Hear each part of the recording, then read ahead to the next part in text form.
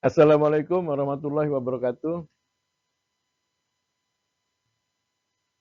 Saat ini saya akan menjelaskan tentang analisis isu dan SWOT, ya, yang ini bermanfaat untuk peserta pelatihan kepemimpinan administrator atau PKA.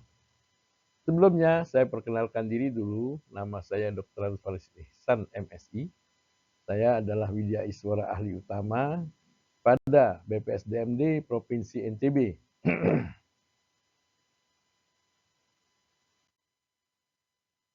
Nah, ini identitas saya, ya, lahir tahun 62, member.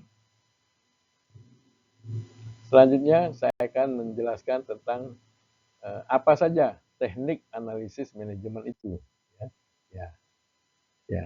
Ini ada APKL, ya, kemudian USG, ada analisis pohon, ada fishbone, SWOT, PMPK, kemudian force field analysis, Levitt model, Likert system analysis, open system theory, Weisbord six box model, congruence model for organization analysis, kemudian ada McKinsey, ya, this framework, nah, kemudian ada TC, technical political cultural, atau TPC framework, ya. Nah, kemudian apa saja kegiatan analisis dan alat analisis di dalam kita melakukan penilaian organisasi. Bisa digunakan beberapa alat analisis manajemen, ya. Misalnya analisis peta kekuatan. Alat analisisnya apa saja, ya. Bisa SWOT, FFA, Four Phase Analysis, ya. Kemudian kita mengidentifikasi persoalan. Alat analisisnya apa? Brainstorming dan check sheet, ya. Kemudian kegiatan analisis untuk mengklasifikasikan. Kita bisa menggunakan alat analisis, ya, stratifikasi, ya. Kemudian kegiatan analisis penilaian. Alat analisisnya adalah skala nilai. Kemudian untuk pemilihan faktor kunci atau masalah, kita bisa menggunakan diagram Pareto, komparasi, ataupun OSG. Kemudian kegiatan analisis penelusuran masalah dan sebab akibat. Kita bisa menggunakan pohon masalah, fishbone, causal map. Kemudian untuk pemilihan alternatif, kita bisa menggunakan cost benefit atau teori lapisan, ya. Kemudian untuk kegiatan analisis rencana aksi, kita menggunakan alat analisis 4W 1B, ya. Nah, selanjutnya kita perlu, ya, mengenal apa sih isu itu, ya. Nah, isu berdasarkan modul yang diterbitkan oleh LAN, ya, Lembaga Administrasi Negara, itu adalah sebagai suatu masalah atau sebuah pokok persoalan yang dikedepankan, dikemukakan untuk ditanggapi oleh pihak-pihak terkait. Kalau berdasarkan Kamus Besar Bahasa Indonesia tahun 97, yaitu masalah yang dikedepankan untuk ditanggapi. Ya. Atau dengan bahasa sederhana adalah yang supaya gampang diingat, gampang dicerna, yaitu adalah keluhan masyarakat, ya, yang dirasakan oleh masyarakat, ya, sebagai akibat daripada,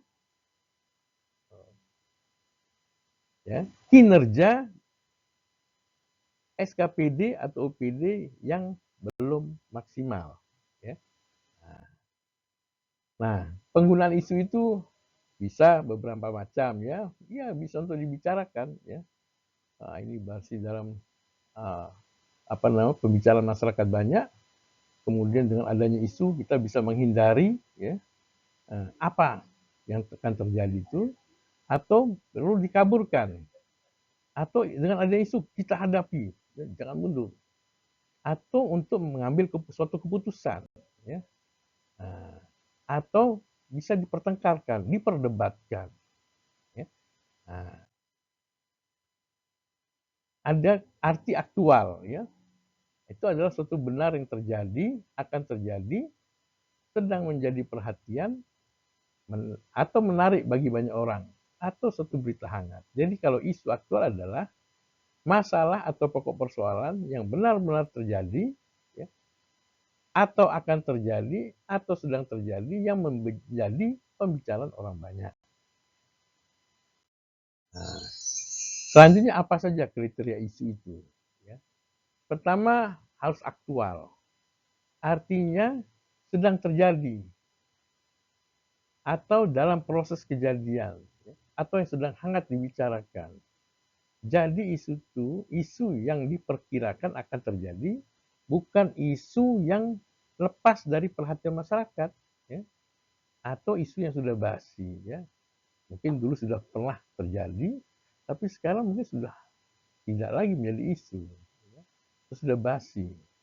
Kemudian dia memiliki nilai problematik, artinya merupakan masalah yang urgen, ya, mendesak dan serius, yang memerlukan solusi secepatnya. Kemudian isu itu kriterianya adalah mempunyai nilai kehalayakan, artinya langsung menyangkut hajat hidup orang banyak, ya, bukan hanya untuk kepentingan seorang atau sekelompok kecil orang. Jadi banyak orang merasakan kalau kita kaitkan dengan organisasi perangkat daerah kita di sekitar wilayah kerja organisasi perangkat daerah kita, ya atau di wilayah kerja OPD kita, ya, seperti itu.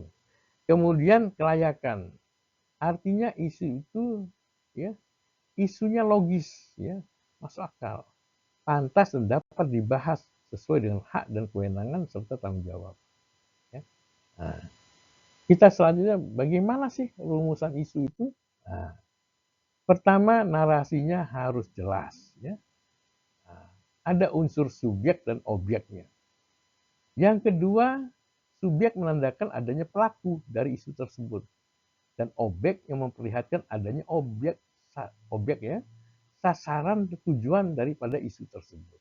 Nah, contoh dalam pembuatan isu, ya, masih rendahnya kualitas pelayanan aparatur pemerintah kepada masyarakat, ya. Rendahnya disiplin pegawai negeri di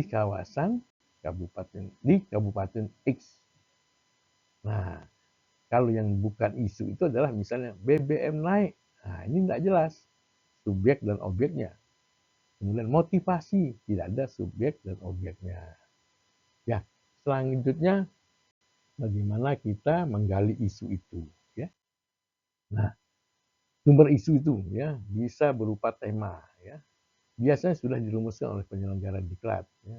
Jadi, kita tema tentang bagaimana pariwisata, ya, atau bagaimana tentang misalnya suatu penyakit yang sedang merebak, ya. Nah, seperti itu. Atau kebijakan daripada pemerintah kita, terutama yang di daerah, ya pemerintah daerah. Ya. Kemudian yang kedua sumber isu adalah ceramah dari narasumber, ya.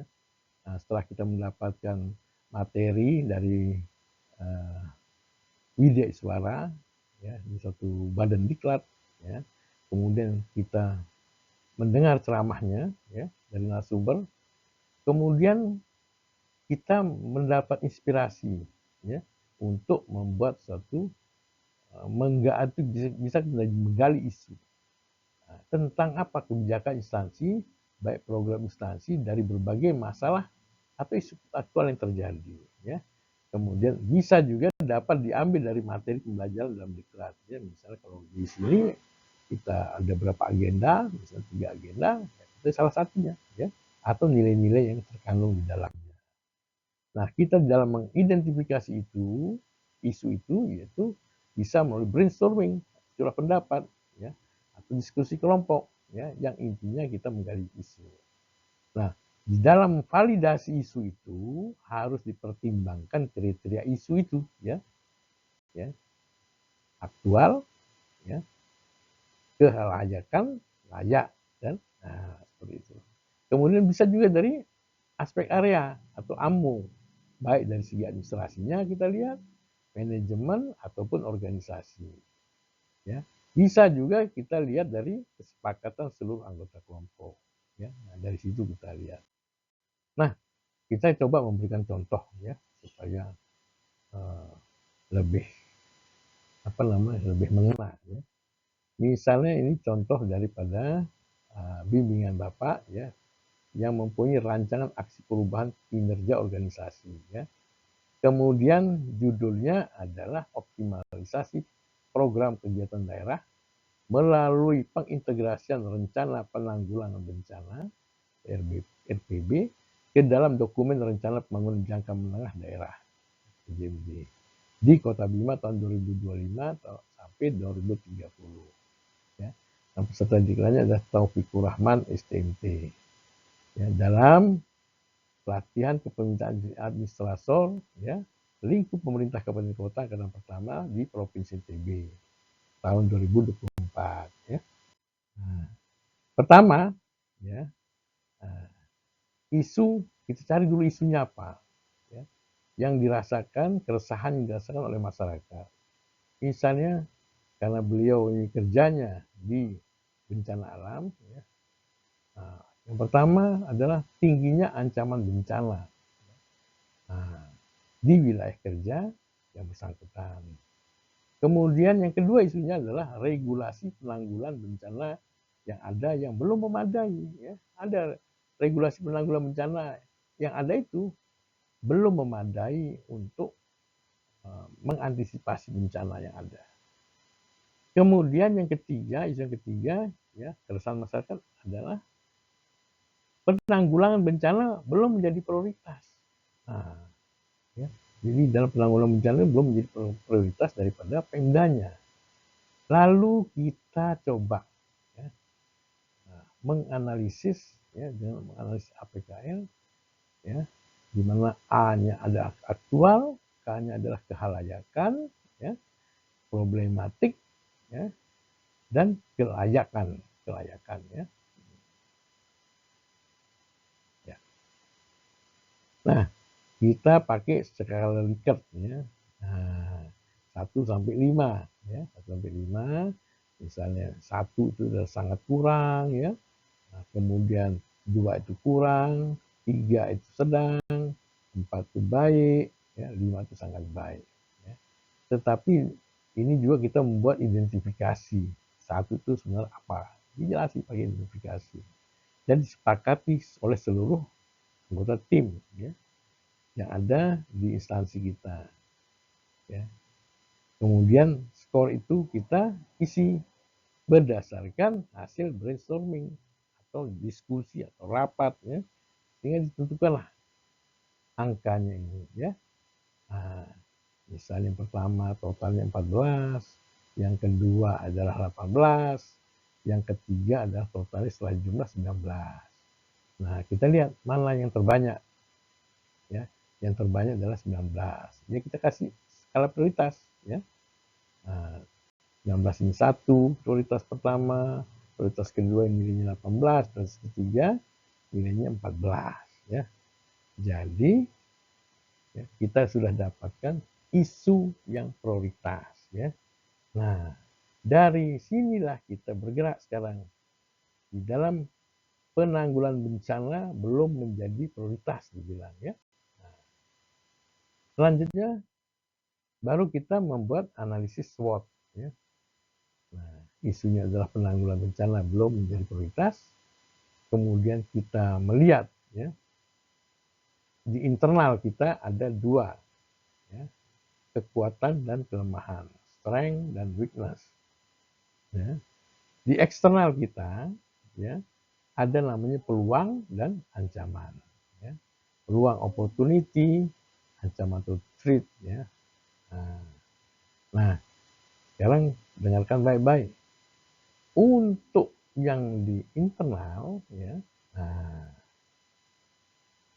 kita ini karakteristiknya adalah kalimatnya nanti harus kita bisa melakukan intervensi karena dia merupakan internal kita, baik kekuatan kita maupun kelemahan kita. Sementara di eksternal berupa peluang dan ancaman, ini kita tidak bisa melakukan intervensi. Ya. Nah, kita coba lihat sekarang kekuatan yang ada di internal. Adanya peraturan daerah Kota Bima nomor 4 tahun 2014. Peraturan daerah ini bisa kita rubah enggak? Bisa, ya. Jadi instansi yang bisa mengusulkan perubahan. Nah, kemudian kita lihat lagi kekuatan lain. Ada peraturan wali kota Bima nomor 19 tahun 2016. Peraturan wali kota bisa kita rubah? Bisa. Ya. Nah, kemudian terbentuknya relawan penanggulangan bencana kelurahan. Ya. Nah, ini juga kita bisa rubah. Ya. Kita bisa eksekusi langsung. Kelemahan juga, kita lihat penanggulangan bencana masih dianggap sektoral. Ya. Bisa kita rubah? Bisa, supaya jangan menjadi sektoral. Nah, kemudian distribusi anggaran yang tidak memadai. Ya. Bisa kita rubah? Bisa kita ajukan ya perubahan. Kemudian kualitas SDM yang belum memadai. Bisa kita rubah? Bisa. Nah, sekarang kita lihat eksternal kita. Peluang dan ancaman. Peluang. Adanya peraturan Presiden nomor 87 tahun 2020. Peraturan Presiden bisa kita intervensi? Tidak bisa. Ya. Kita bagaimana kita meraihnya. Ya. Kemudian tersedianya CSR untuk penanggulangan bencana. Nah, CSR ini ada di mana? Bukan di OPD kita, bukan di Pemda kita, tapi pada dunia usaha. Ya. Nah, jadi bisa kita dapat? Ya, tergantung kita. Ya. Ini harus bagaimana kita bisa mendapatkan, tetapi semua ditentukan keberhasilan atau gagalnya oleh eksternal kita. Kemudian adanya keterlibatan multi pihak dalam penanggulangan bencana. Jadi, ada multi sektor ya, atau apa stakeholder. Nah, kita bisa menjadikan peluang. Ya. Nah, ancaman ya yang harus kita hadapi ya. Misalnya rendahnya komitmen kebencanaan dari perangkat daerah. Ya. Nah, dari perangkat daerah yang lain, ya. Kita lihat sektornya. Kemudian rendahnya keterlibatan masyarakat dalam penanggulangan bencana. Di eksternal kita. Ya. Bagaimana dia mau terlibat atau tidak, nah, tergantung mereka. Nggak bisa kita intervensi. Kemudian adanya ego sektor perangkat daerah. Sektoral perangkat daerah. Nah, setelah kita bisa menentukan ya, baik dari internal ataupun eksternal, ya, nah, sudah kita tentukan strength, weakness, opportunity, dan threat ini, baru selanjutnya kita akan masukkan menjadi bagaimana penentuan langkah strategis. Ya. Nah, kita tinggal salin saja tuh, ya, yang kekuatan semua yang tadi itu, ya, kelemahannya semua tadi itu, begitu juga dengan peluang dan begitu juga dengan ancaman. Ya, nah, sekarang kita kawinkan dia, ya. Nah, Bapak sengaja mau beri warna ini supaya bagaimana menyatukan ya kekuatan dengan peluang ini atau SO. Ya. Yang kita bantu misalnya daya gunakan dan dengan memanfaatkan. Kita menggunakan daya gunakan kekuatan, ya, daya gunakan peraturan daerah Kota Bima nomor 4 tahun 2014 tentang penyelenggaraan penanggulangan bencana daerah Kota Bima, ya. Kemudian kata bantunya dengan memanfaatkan ya, peluang. Peluangnya mana? Peraturan Presiden ya, nomor 80 2020 ya, peluang ini tentang rencana induk penyelenggaraan bencana. Ya. Nah, ini kata bantunya supaya gampang ya. Jadi tinggal ambil kalimat ini ya, daya gunakan S, ambil copy ini, kemudian ya, dengan kata bantu dengan memanfaatkan peluang kopi ini ya. Nah, yang peluang ini. Nah, ini kalau sudah diambil yang ini ya, peraturan daerah Kota Bima dan Peraturan Presiden nomor 87 sudah dimasuk di dalam SU ini, maka tidak boleh 2 kali dikawinkan ya. Jadi cari pasangannya. Misal yang kedua, Peraturan Wali Kota Riau nomor 19 tahun 2016 ya. Daya gunakan Peraturan Wali Kota nomor 19 tahun 2016 tentang pedoman peran dunia usaha di dalam penyelenggaraan penanggulangan bencana ya. Kita pakai kata bantu dengan memanfaatkan ya. Kita pilih yang mana ini di antara 3 ini. Dengan memanfaatkan ya, tersedianya CSR untuk penanggulangan bencana. Nah, begitu juga dengan yang ketiga. Seperti kata bantu yang Bapak sengaja kasih warna kuning semua. Nah, itu SU-nya ya, di dalam penentuan langkah strategisnya. Selanjutnya bagaimana ya langkah strategis kita antara SU ya, kelemahan dengan peluang. Ya. Nah, caranya adalah kalimat bantunya atasi. Ya. Atasi kelemahan ini. Ya. Atasi penanggulangan bencana yang masih dianggap sektoral ini. Ya. Kemudian pakai kata bantunya dengan memanfaatkan Peraturan Presiden nomor 87 2020 ya tentang rencana induk penanggulangan bencana. Yang kedua, misalnya distribusi anggaran. Ya. Atasi distribusi anggaran tidak memadai. Ya. Kemudian kita pakai kata bantu dengan memanfaatkan ya, tersedianya CSR. Ya. Gitu. Nah, begitu juga dengan yang ketiga, kualitas SDM yang belum memadai kelemahannya, ya. Atasi kualitas SDM yang belum memadai. Ya. Pakai kata bantunya dengan memanfaatkan ya, tersedianya CSR. Ya. Nah, kemudian atasi kualitas sumber daya yang belum memadai dengan memanfaatkan keterlibatan multi pihak di dalam penanggulangan bencana. Nah, sama, ya. Jadi seperti itu. Bapak bikin kita bantu untuk memudahkan. Nah, begitu juga dengan ya ST, ya strength dan threat, ya kekuatan dengan ancaman. Kita pakai kata bantu daya gunakan, ya daya gunakan kekuatan, misalnya peraturan daerah wali kota nomor 4 2014, ya dengan memanfaatkan apa threatnya, ya dengan memanfaatkan daya gunakan peraturan daerah kota 2014 ya untuk mengatasi ancaman. Ancamannya apa? Rendahnya komitmen ya. Rendahnya komitmen kebencanaan ya dari perangkat daerah.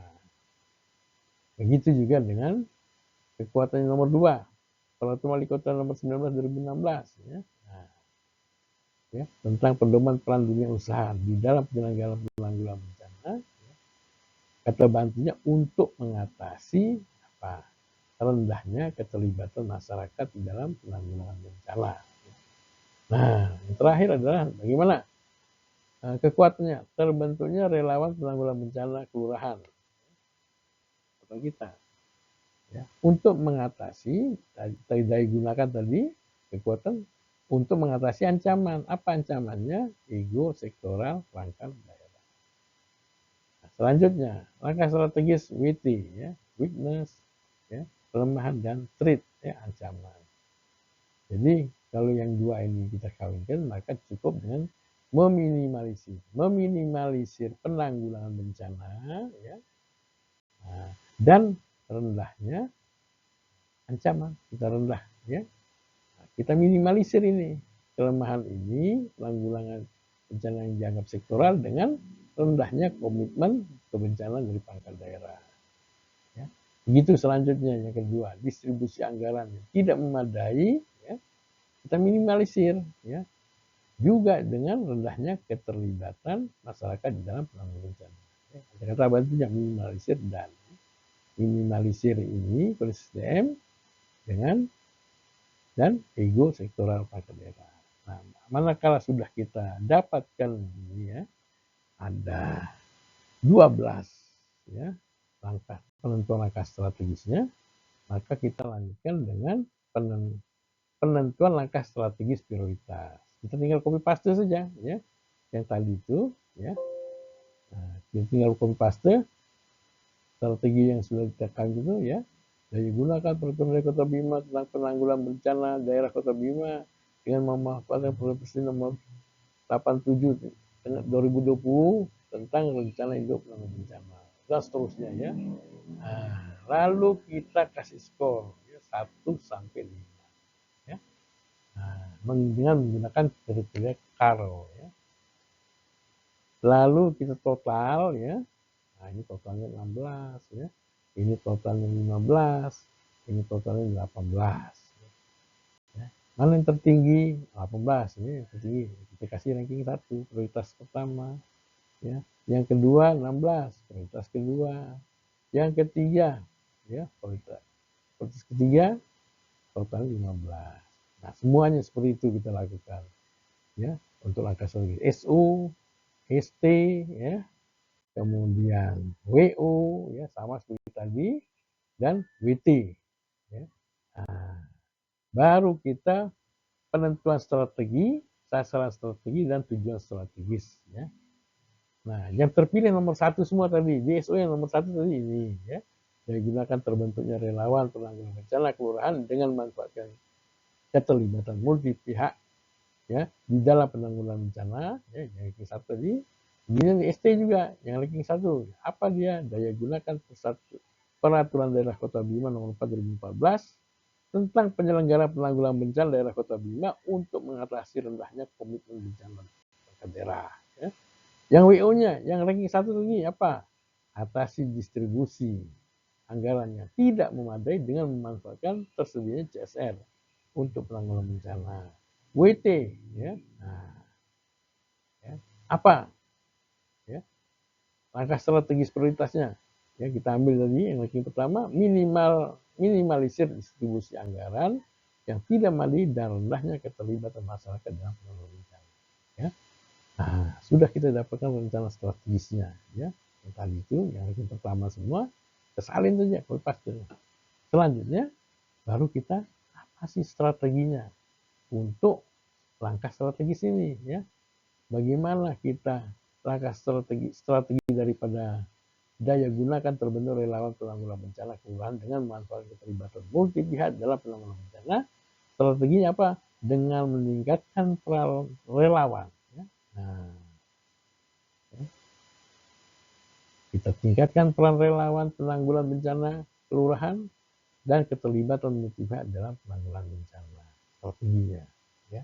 Yang kedua, apa strateginya? Ya, meningkatkan komitmen kebencanaan dari perangkat daerah. Yang ketiga, strateginya apa? Ya, meningkatkan kontribusi CSR dalam penanggulangan bencana. Kemudian strategi, ya, dari langkah strategis prioritas tadi, meningkatkan peran serta masyarakat, ya, dan keberpihakan, ya, anggaran di dalam penanggulangan bencana. Itu, ya. Nah, strateginya ini, ya. Baru kita sasaran strategisnya apa, ya, untuk meningkatkan peran relawan penanggulangan bencana kelurahan dan keterlibatan multi pihak dalam penanggulangan bencana, ya. Sasaran strategisnya adalah meningkatkan peran relawan, ya, penanggulangan bencana kelurahan, ya, dan keterlibatan multi pihak di dalam penanggulangan bencana, ya. Sasaran strategis bagaimana meningkatnya, ya. Nah, kemudian tujuannya apa? Untuk mewujudkan Kota Bima yang tangguh. Nah, strategi meningkatkan komitmen bencana dari perangkat daerah, sasarannya apa? Sasarannya bagaimana meningkatnya komitmen kebencanaan dari perangkat daerah. Tujuannya apa? Mewujudkan perangkat daerah yang memiliki komitmen, ya, di dalam penanggulangan bencana. Kemudian kita lihat strategi meningkatkan kontribusi CSR dalam penanggulangan bencana, ya. Sasarannya apa? Sasaran supaya meningkatnya kontribusi CSR dalam penanggulangan bencana. Tujuannya apa? Tersedianya sumber pendanaan lain di luar APBD, ya, di dalam penanggulangan bencana. Nah, untuk strategi meningkatnya peran serta masyarakat dalam keberpihakan anggaran dalam penanggulangan bencana, ya, nah, sasarannya apa? Meningkatnya peran serta masyarakat. Tadi meningkatkan, sekarang meningkatnya peran masyarakat di dalam keberpihakan anggaran dalam penanggulangan bencana. Tujuannya apa? Mewujudkan peningkatan peran serta masyarakat dan keberpihakan anggaran dalam penanggulangan bencana. Ya, nah, kita sudah dapat itu. Selanjutnya, bagaimana kita menentukan sasaran strategis prioritas? Nah, kita ambil sasaran strategis itu tadi ada 4 tadi kan? Nah, yaitu meningkatnya peran relawan dalam penanggulangan bencana, kelurahan dan keterlibatan multi pihak dalam penanggulangan bencana. Kita pakai kriteria U, urgensi, KK, kemampuan kendali, kemudian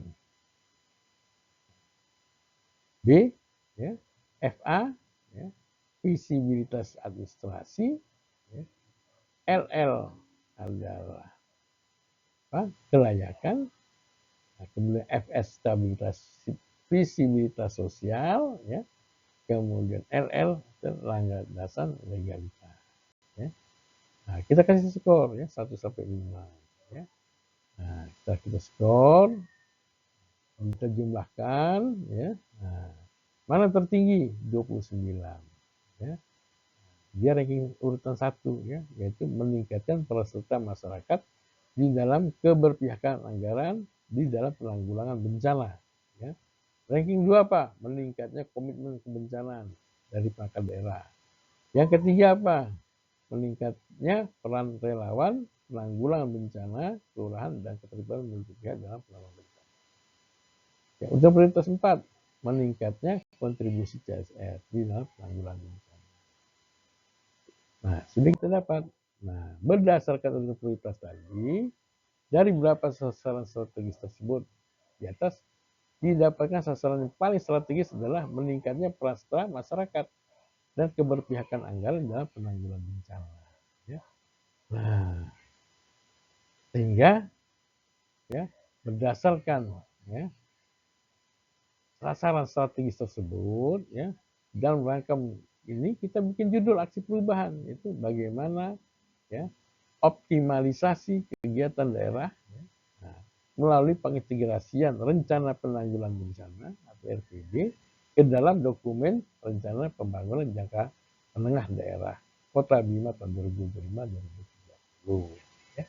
Nah, demikian sudah ketemu judul, nanti tinggal kita langsung membuat latar belakangnya. Sudah judul, latar belakangnya kita ambil mulai dari isu, kemudian masuk kepada apa sih yang ada di tempat OPD kita, kita ungkapkan kelemahan-kelemahannya, peluang, ancaman, seperti itu. Terima kasih atas perhatiannya.